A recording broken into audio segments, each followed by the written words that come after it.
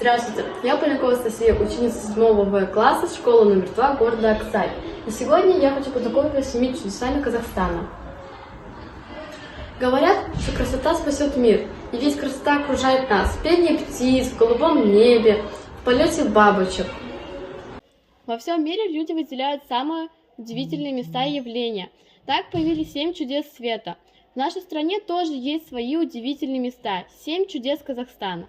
В Западно-Казахстанской области можно назвать свои 7 чудес.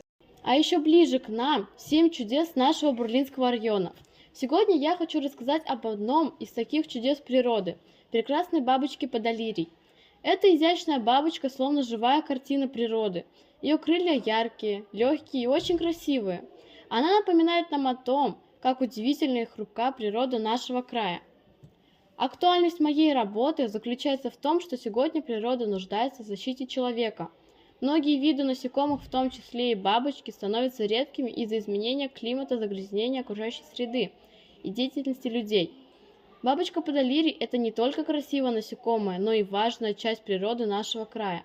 Моя цель – доказать, что бабочку Подолирий можно назвать одним из чудес природы.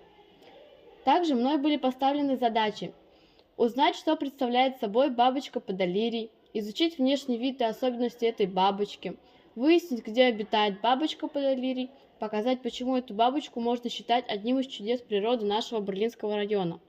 Бабочка Подолирий – это редкий вид, занесенный в Красную книгу. Вторая категория. Карл Линней описал этот вид в 1758 году и назвал его в честь знаменитого древнегреческого врача-целителя Подолирия, персонажа графической мифологии, участника Троянской войны, врача и брата Махаона. Из научных источников я узнала, что размер бабочки 40 мм, размах крыльев до 70 мм. Строение бабочки – крылья, брюшко, усики, голова, хоботок, грудь и ноги. Жизненный цикл бабочки состоит из 4 циклов – яйцо, гусеница, куколка и маго. В нашем районе бабочек Подолирий редко, но можно встретить, так как у нас они размножаются, то есть это их постоянный ареал обитания. Они любят места, освещаемые солнцем, с кустарниками, особенно привлекают вишня, слива, яблоня, тернослив. На этих растениях кормятся их гусеницы. Поколение Подолириев 2. Весенние и летние. Первое появление из перезимовавших куколок в мае, в начале июня, а второе в июле-августе. Я провела опрос среди одноклассников, и, как оказалось, многие видели эту бабочку. Также ребята знают, какая есть польза. Чудо у меня дома. 5 ноября на окне я нашла бабочку, а после на столе пустой кокон. Наблюдение за бабочкой. 7 ноября кормили соком яблока и апельсина. Я знала, что за крылышки брать нельзя, поэтому мы аккуратно подставляли свои пальцы, сажали на комнатные цветы.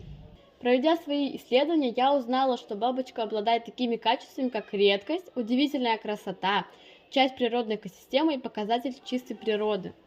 Мой вывод: бабочку Подолирий можно назвать чудом природы Бурлинского района, потому что она редкая, очень красивая и является важной частью природной экосистемы. Ее присутствие говорит о богатстве и уникальности природы нашего края. Также мои предложения: бережно относиться к природе и не уничтожать бабочек и других насекомых, сохранять места обитания бабочек, рассказывать людям о каких редких красивых видах бабочек нашего края, проводить наблюдения и изучать природу Бурлинского района. Спасибо за внимание!